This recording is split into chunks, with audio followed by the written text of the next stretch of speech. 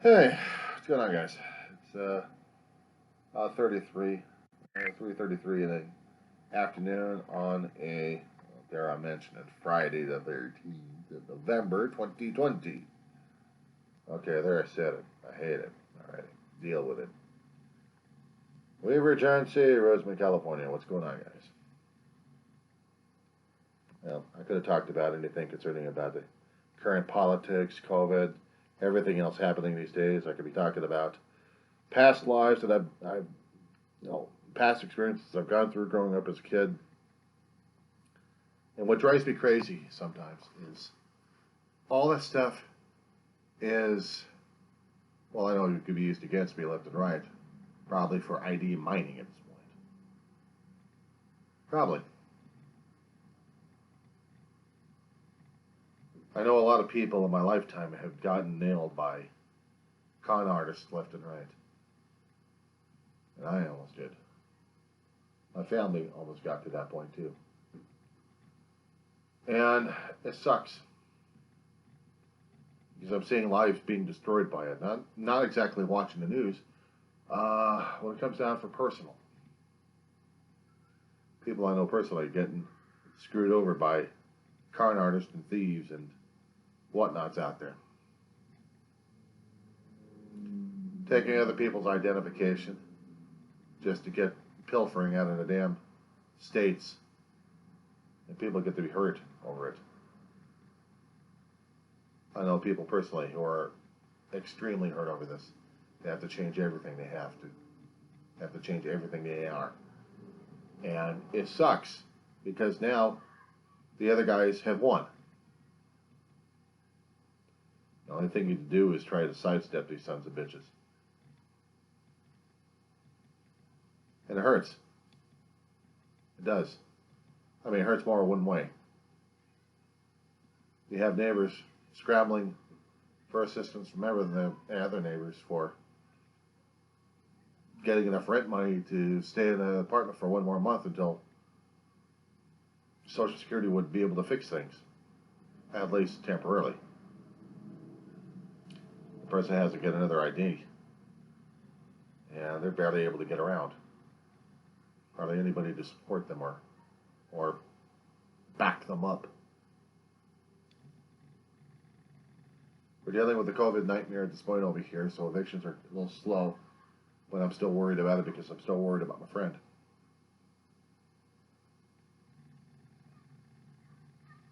She didn't deserve this.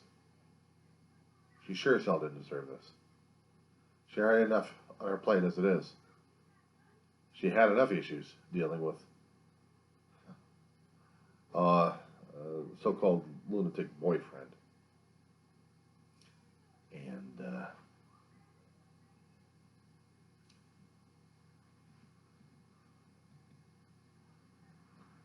a lot of details on that one. I'm not saying a word. I'm not going to discuss her any further. I'm already saying too much about the situation as it is, but I've already seen other friends of mine had gone through the same situation. My brother had gone through the same damn situation. And he had to fight like hell trying to get it squared away. He wasn't about to take it lying down. But there are people out there who have no choice but to take it lying down because they have no one else to fight for them. And that's what hurts these days. When I see news stories like that on the news, concerning about my own state of California, having a lot of EDD scammers out there, they're screwing over people left and right that they don't even realize that the other people are going to have to fight like hell just to get their lives rebuilt. And it takes time, it takes effort, and it takes a hell of a lot of money away from them. It's not exactly the state money affects it, it's also Social Security's. These bastards don't even understand that either. So when it affects people close to you, and I'm saying you, not me, you'll understand. Family, friends, neighbors, people they actually care about. And it hurts. It hurts seeing them in this situation. Because there's not much you can do except give moral support if you can. Or whatever kind of support you I'm a bit miffed about it. I am. And I don't know what I could say or do to help my friends out. Except have a shoulder to cry on, and if there's anything else I can give them out of my own damn house. This is not putting myself on a damn box and saying, look how wonderful I am. I'm saying, this is stupid. Because I shouldn't have come to this situation in the first place. But it had. And I'm upset about it. I'm upset about it because I can't do a damn thing in order to fix things for her. Except still offer the shoulder to cry on when she needs it. It's the only thing I can do. And I have to watch out for my own end as well, because I'll be targeted next.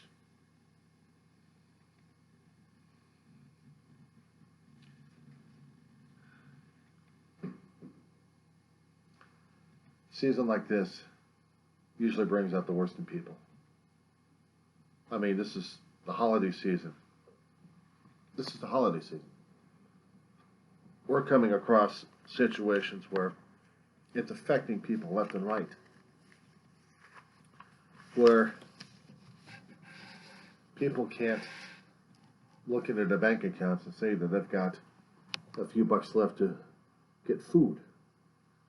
And when they can't get food, because they've been drained dry because of a damn scam artist, it hurts like crazy. I'm lucky and blessed enough that I still had some food left to give her. But she still had food in her cabinet, she told me.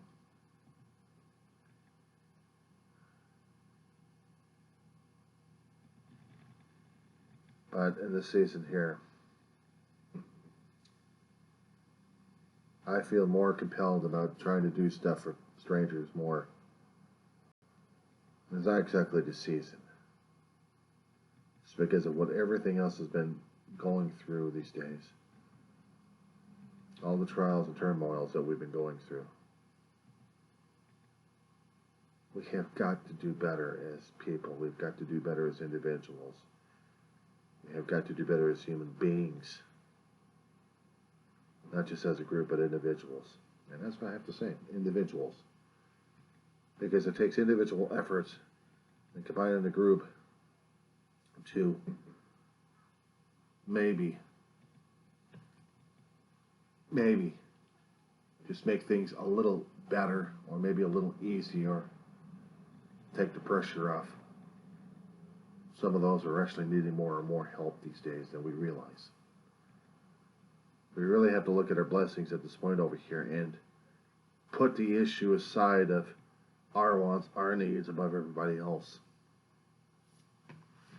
I know we've got our own needs, but I know we've also got our own wants.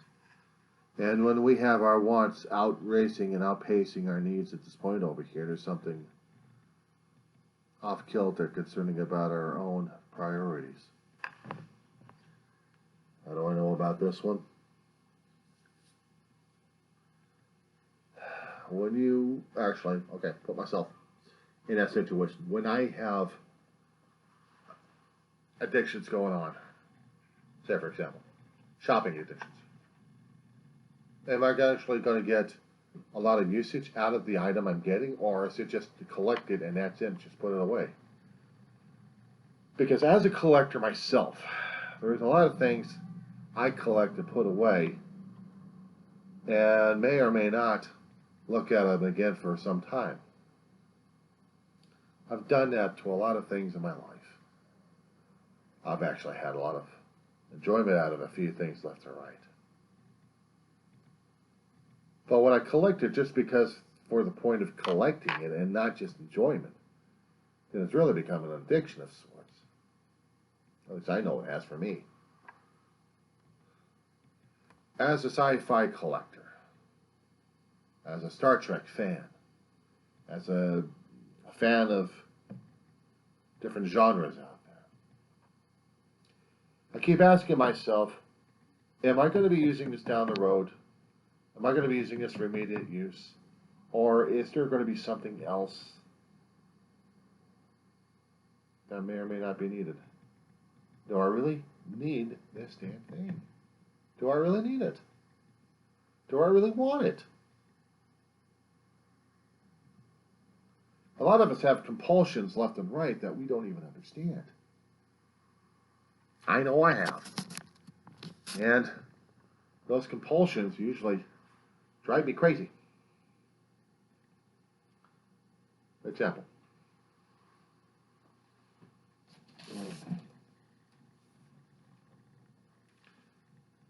sure you recognize the box.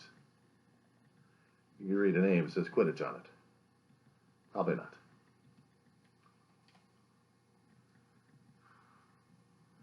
Now, show you this. You can read it. It says Harry Potter on it.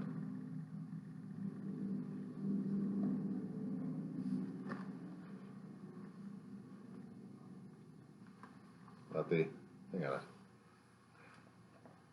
When I went over to Universal Studios Hollywood last year, well before the COVID shut it down, back in July, right after school break, I wanted, and I put a piece of tape on here just to prove to people I bought this damn thing myself, just so it's mine, not that anybody else's, but I had bought this. It's what they call an interactive wand. You notice there's a little bulb on the top of it. You probably can't see it as much. Probably can't see it as much. But there's an infrared thing that comes out of here, or something like that.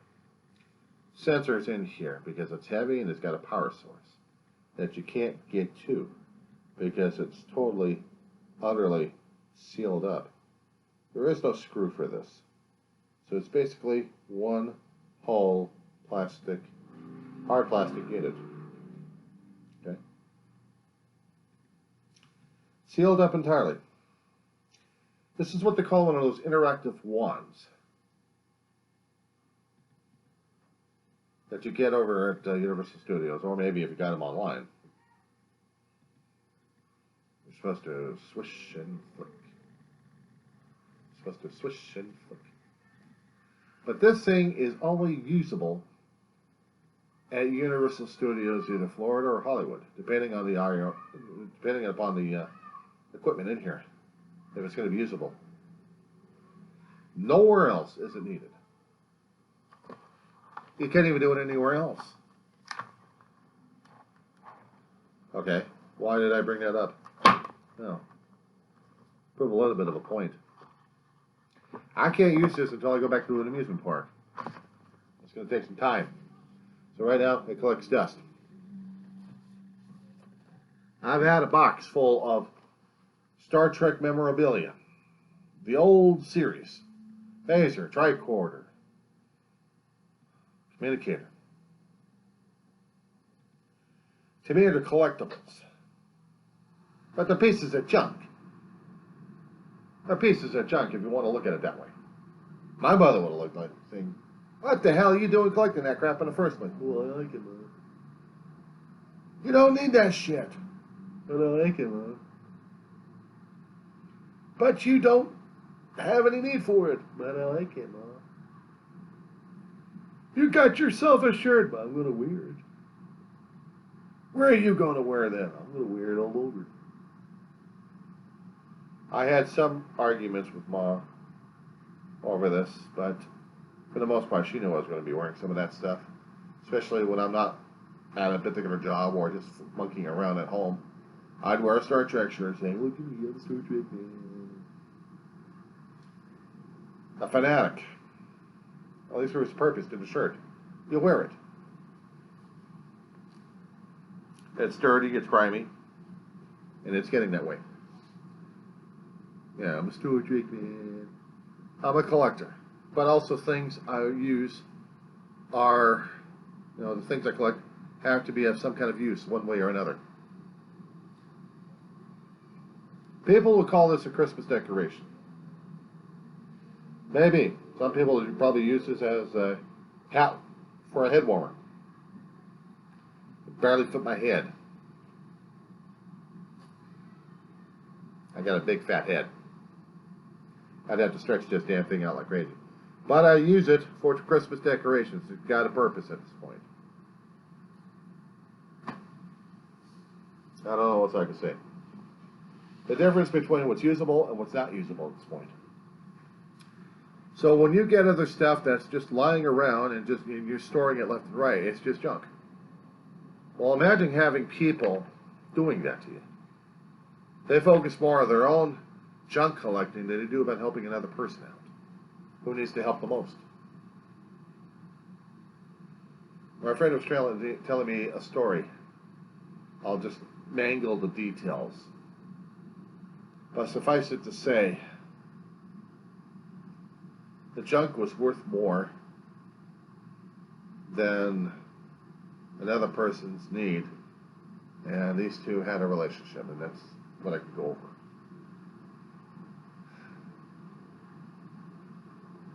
One person would be using the other person who's barely got anything for a long while. And the other person who was using that first person,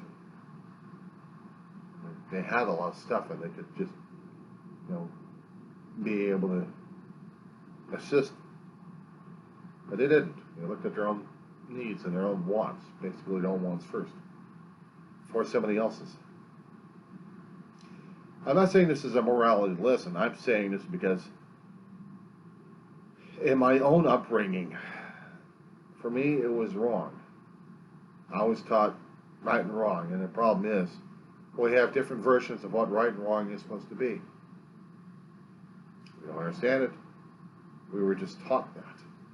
But somehow inside of us, we had to internalize and incorporate that into our being, those kind of lessons that we learned growing up as kids, to where it guides us as adults these days. And sometimes we have to change courses left and right because of certain circumstances dictate it. We don't like to, but shit happens. That's what we keep saying. What hurts me the most is when certain things happen that I can't control. We all want to be in control because we're always afraid of what's being out of control because it might come up and bite us in the ass. Or the decisions we make will still come up and bite us in the ass. Regardless, we're going to get our ass bit. You use a boomerang, and you think you're going to be aiming at a target, and it comes right back and hits you up the side of the head. That's what we're always afraid of, is the consequences. We throw out the effect, we get the consequences hit us upside the head. Now, whether or not we're able to catch that damn boomerang before it hits us upside the head, it matters. Because if we can catch the consequences before it hits us upside the head, then we're lucky. If we're not, we may have taken out the fingers and still hit us upside the head. So we always have to worry about that situation there. We always have to balance out what's good for us and what's good for the other and what's good for the other person. It's always that judgment call. And believe me, there's other videos I've made those kind of decisions. I talked about those kind of decisions. And I know I made a hell of a lot more audio recordings concerning about my past decisions at that point. But what I'm trying to bring up is things that matter the most. If it's going to drive you crazy enough, you have to do something about it. You have to make a decision. You have to make a stand. You have to. Because the consequences and the alternative is not doing a damn thing and seeing the situation go a hell of a lot worse. What lines do you cross and what lines do you not cross?